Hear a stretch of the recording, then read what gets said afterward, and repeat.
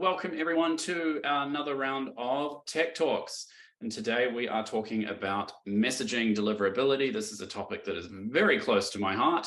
I'm rejoined by two familiar faces, the man behind the curtain, Barry Reynolds, our technical product manager for all things messaging, and the solutions engineer, Philip Kajawa, who is out in the field every day with you guys, working on interesting problems, including deliverability.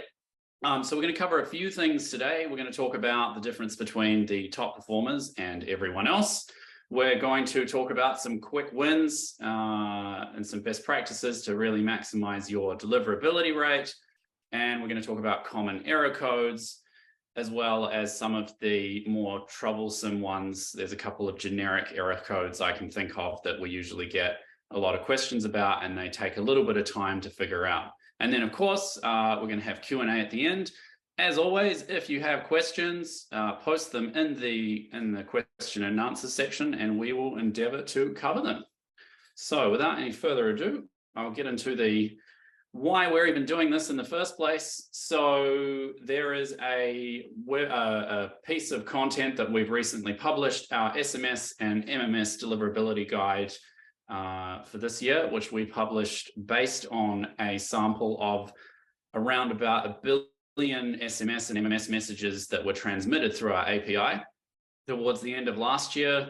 And the goal of this was to really try and understand at an aggregate level, were there kind of differences or trends that we could see in deliverability across things like country or number type and so on, and then from that identify if there were any areas that we thought customers could, and the industry in general, could improve. So for me personally, I'm super excited to cover this topic because in our experience, both looking at our own data, looking at what customers say to us, and just looking at the industry in general, it does seem like, one, there's a bit of a problem across the industry where folks tend to overestimate their delivery rate, which is not good for them.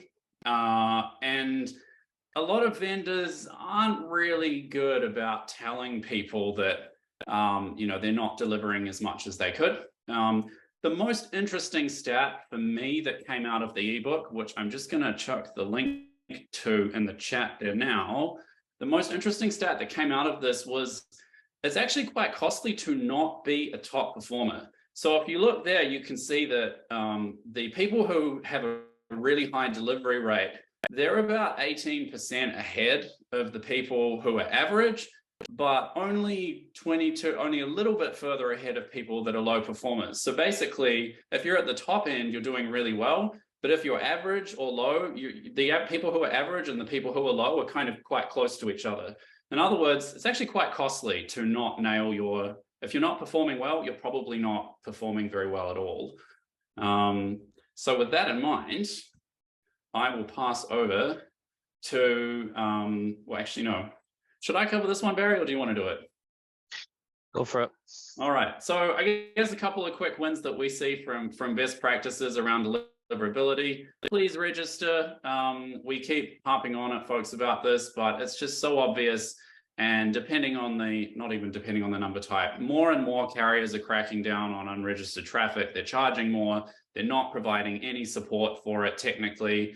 And it's just generally becoming more expensive. If you're going to ramp up a campaign, try and buy the capacity in advance and actually test it out.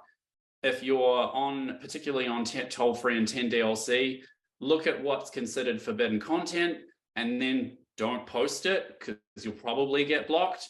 And if you're going to be collecting numbers and that sort of thing, make sure that you really get that explicit opt-in from customers. That means making it really obvious on your website or wherever it is that you're collecting the number. Yes, I want to opt into your SMS or MMS initiatives, marketing, etc. Not just the customers care about this, your end users, but also the carriers and the oversight groups. They all look at this stuff. So next on the list, be proactive with the oversight bodies and be proactive with your vendor. If you're working with us, that's us. It's your traffic's not encrypted. Everyone through the process, they can all inspect it. So it's just not worth it trying to be clever. And then some vendors like us provide free 24/7 advice.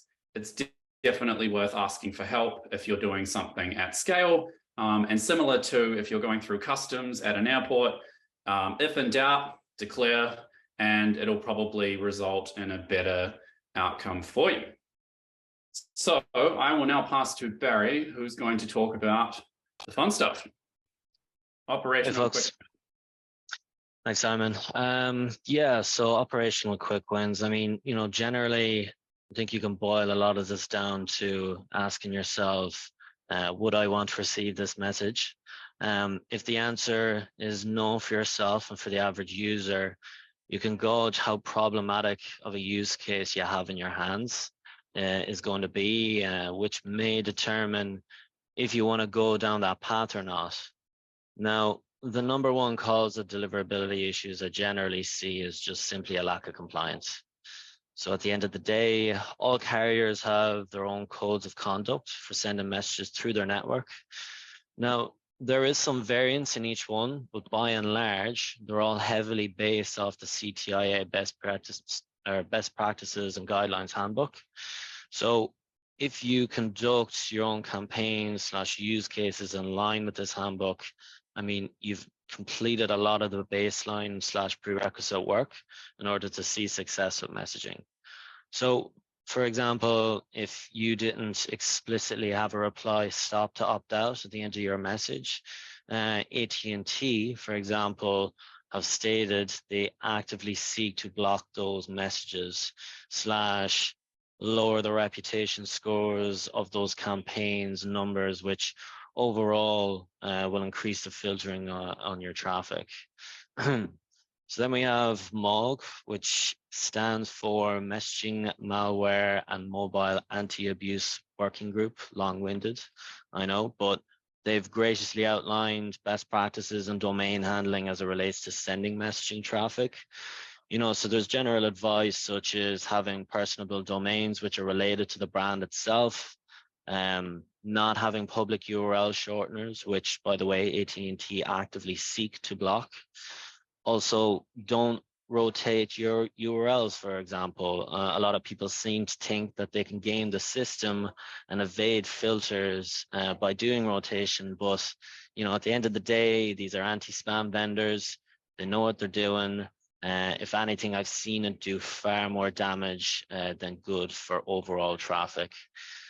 Other nuggets of information, such as the base domain itself containing reference of the service's terms and conditions, as well as the opt-in information, how to opt out, etc., is very good to have. These are all things that contribute at the end of the day to that CTIA idea of a consent-based approach for the end user at all times. KYCs, know your customers. So really important, especially in the context of a reseller. If you have very little to no friction with your customers sending campaigns out of your platform, you do open yourselves up for fraudulent / spammy campaigns, which comes unfortunately with direct repercussions by the carriers to your business and not necessarily to the end user directly. They will cut you off if they deem necessary. So really something we need to avoid here. Whether you build in-house measures or avail of a readily available fraud prevention platform, there's a lot out there that you can use. That's up to you, but we do highly recommend having something in place. It's a constant effort. Next slide. So technical quick wins. I mean, at the end of the day, these protocols don't behave the same way as we would expect with, say, the likes of RCS. They're best effort protocols. So to expect performance / deliverability to be perfect, it's unrealistic. But of course, with the right approach, you can get pretty close. Taking an SMS limitation as an example, things can get weird on the handset level. If I send a message with 10 plus parts. So I'd recommend keeping it at about 5 to 7 max. Issues can surprisingly range from partial delivery, non-delivery. I've even seen handset OS issues such as freezing messaging applications, complete lockups of OSs, which seems pretty crazy in this day and age, but it does happen. And even at that stage, when we're getting to the 5 to 7 part message territory, I would generally advise exploring using MMS, because this is a protocol which is a glorified email at the end of the day, so it'll get sent out as one part. So not only is that more efficient, it's definitely more economical since we only charge you for one part. Try and generally use the same media URL. So Telnyx as a platform can cache that media during that campaign's time and be more performant with your NPS expectations. Also, so carriers can generally keep up with your NPS expectations. Try and keep the media generally at the 300 kilobyte mark. I know it's not something that's always feasible at the end of the day, but it can help with bandwidth limitations where possible, and if you have high volume MMS campaigns running. Retry mechanisms, I would only keep that in the back pocket if there's ever actually a platform issue in which you can replay that campaign. A common mistake I see for customers is to retry in any failure, whether it be a Telnyx produced API error code or a downstream error code. You're receiving them for a reason. So whatever that is, you need to go back and fix that issue first before considering retrying that message. Otherwise, you're just going to compound the problem. For example, if you got hit by a spam filter, it likely means you need to change the content and or sender practices in some way, shape, or form. Really good one to have, black box testing / regular route testing. A lot of great platforms out there that you can easily spin up on, such as TelQ, with vast coverage internationally. They can help you pick out general issues as you may be facing, or test out certain theories that you may have that you view as problematic. So you can test things such as fake DLRs, very common thing, unfortunately, in the industry, whether it be intentional or not. It's definitely more so common with alphanumeric routes. Encoding issues, messaging delays, things that trigger filters with carriers, even incorrect originating numbers being displayed on the handset. Some international destinations will replace the numeric senders with alphanumeric senders, or vice versa, depending on the local regulations to ensure deliverability. And for some use cases, that might be fine, but for others, that might be problematic. Other things, which is definitely handier to capture big issues as they happen in real time, metric-based alerting. For example, if X number of messages don't deliver in Y time frame, raise an alert. And of course, X, the number of messages, and Y largely depends on the use case and what you deem acceptable. Next slide, please. Oh, I actually think we might be, common error codes. Here we go. Cool. So yeah, just going to fire through this. So we've different types of error codes. Generally, 400XX is produced downstream by the carriers.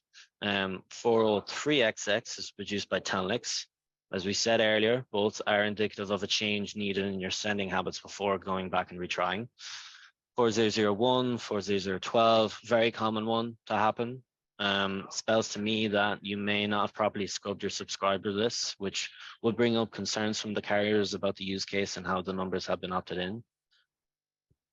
Just a little sidebar there. So that 26% of errors, that's something I found from the data from our guide that we published on deliverability. So I was pretty surprised to see how many folks, just aren't scrubbing their list. And it's worth noting, vendors like us, I'm not sure if other ones do, we have a number lookup API. So you can fire a list of numbers at the API and say, are these valid? And it'll come back and tell you yes or no. And that will actually work out to be cheaper in the long run, even actually the very short run as well, than sending messages to numbers which you can't actually send to, because you're still getting charged for the sending, even if it doesn't actually end up arriving. So Yep. So as Simon was saying, scrub those subscriber lists. Then we have 4002, which is otherwise known as spam by the carriers. So again, it would bring up similar concerns from us from a content perspective, and I would recommend generally auditing your content used, as well as general compliance, sending practices, etc., for resending.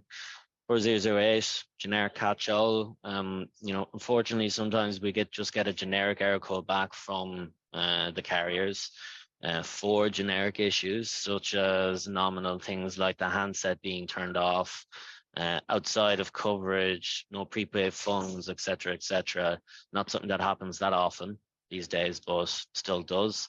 And it's also a catch-all in the event we get an error code that we haven't explicitly mapped on our side.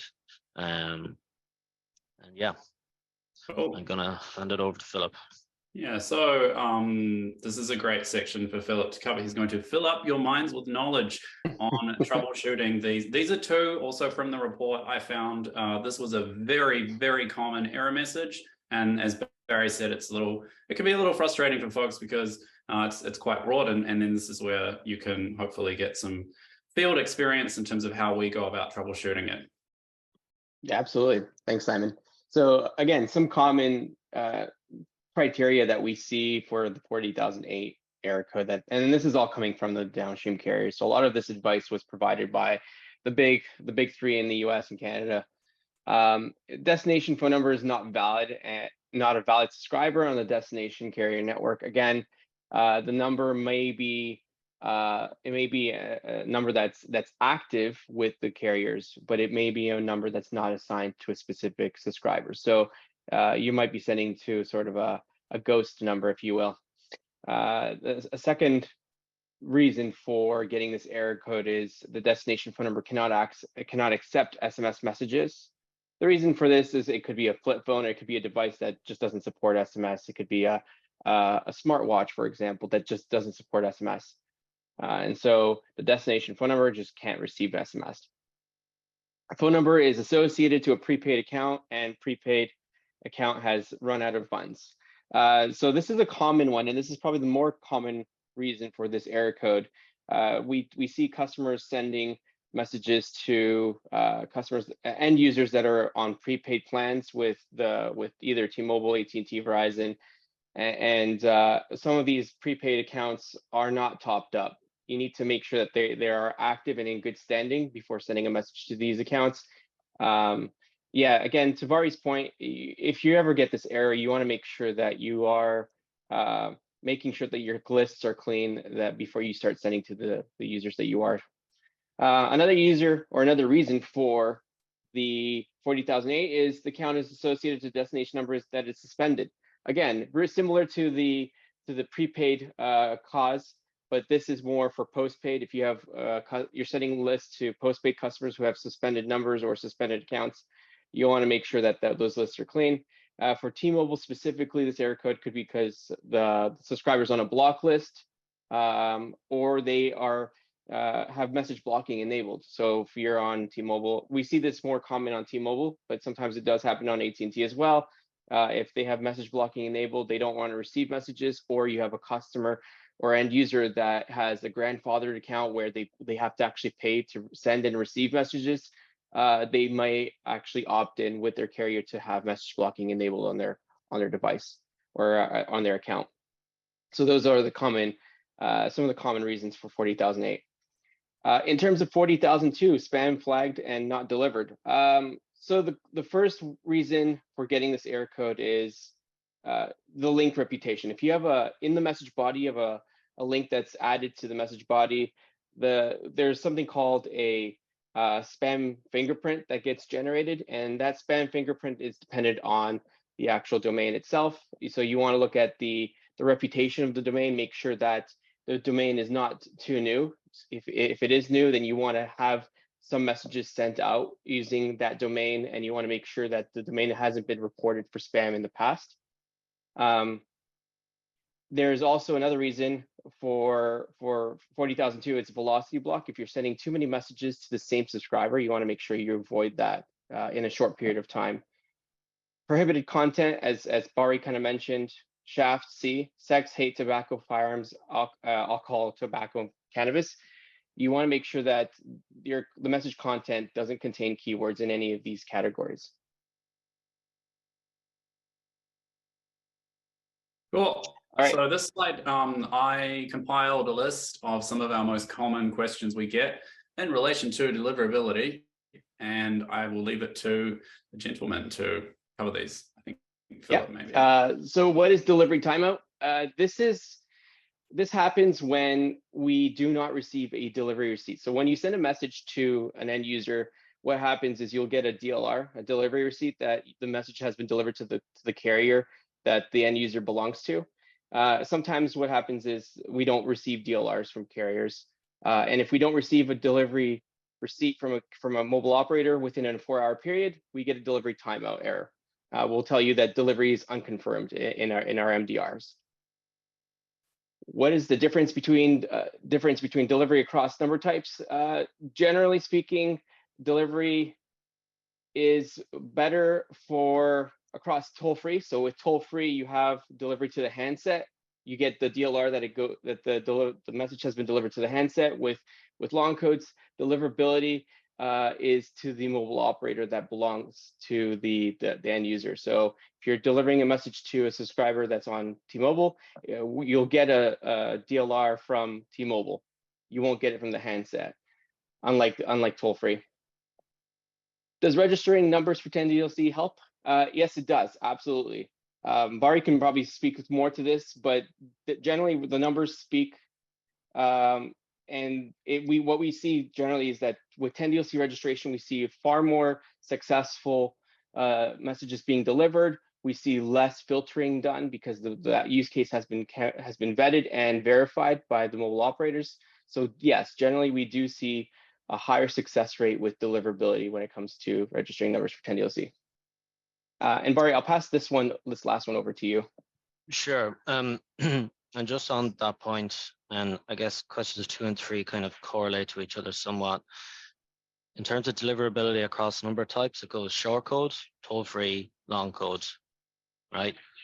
But then when we talk about registration across those product types, the bracket remains very similar.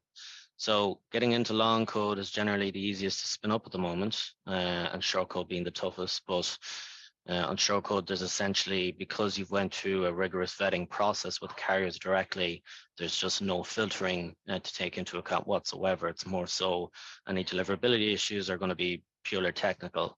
And then, is there a time limit on when I can recover MDRs? Generally, you can go as far back as 10 days with regards to the content of the message content itself, the body. And for all other metadata of the message, you can go as far back as 3 months. Good to know. We can probably get into the other Q&A stuff. But before I do, another PSA about 10DLC. Again, register. I cannot emphasize, we cannot emphasize this enough. We've been sending emails and having lots of conversations with customers about this because, as we said earlier, the prices are going up significantly for, not from us, but from the carriers, for termination fees for unregistered 10DLC traffic. They're getting quite aggressive on this. And also, I mentioned the support thing earlier. So if you have a problem with 10DLC delivery and you're not registered, you're probably not going to get much help from the carriers if you go to them. I don't know if that's fair to say, Barry, but yeah. So now we're getting a ton of questions coming in, so I'm going to get straight into those. The first one is not sending too many messages within a short period of time. Is it okay to send lots of messages if the destination phone number is replying to them? Oh, this is a good one. So I think on that, so within a short period of time, I think, the carriers filtering maybe a bit too harsh from what I've seen with historical cases.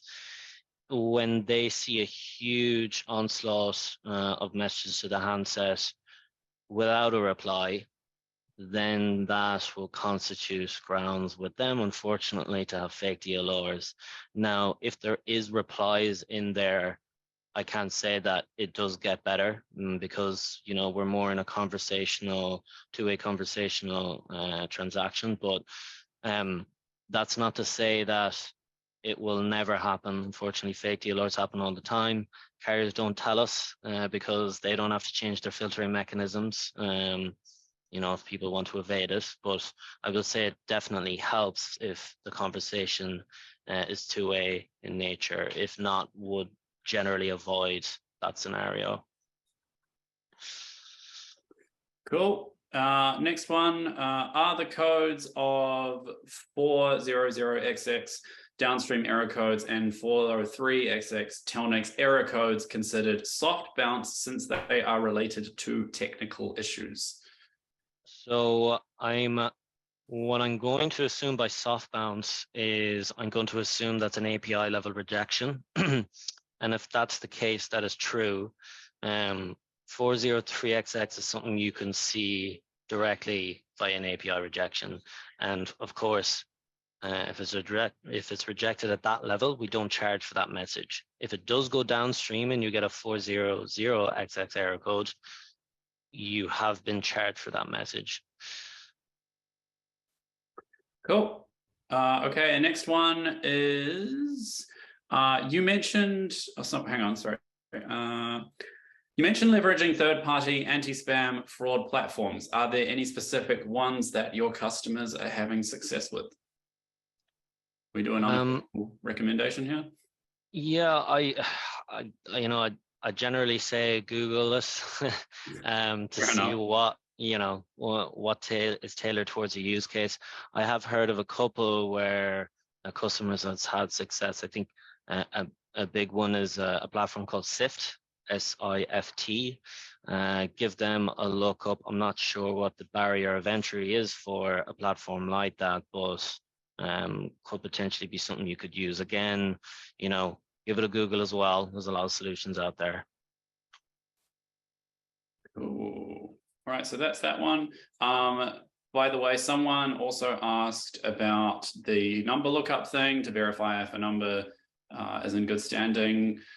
I did post the link to that in the chat and reply to that person directly. So the product is very simply called the Telnyx number lookup API. So you just go to telnyx.com/products/number-lookup, and you will find everything you need to know about the number lookup API. I don't know if anyone's got any more questions. Now is your chance to post them. In the meantime, a friendly reminder, and I will repost the link. If you're looking for the deliverability guide, I'm just going to post the link again in the chat, and you can see it up there on your screen. So it's our website /resources/ and then this is all a bunch of dashes, SMS-MMS-deliverability-guide-2023. That's a lot of dashes, but it's got a lot of interesting stuff in there about what we found from looking at 1 billion messages. So I don't know if anyone's got any other questions. It looks like not. And therefore, one last question. Here we go. Looking to make a change to Telnyx in the near future. I had another account where I started with toll-free, but was told that 10DLC was a better option. Using private links deliverability was horrible, but after 1 year of issues, we went back to toll-free and things have smoothed out.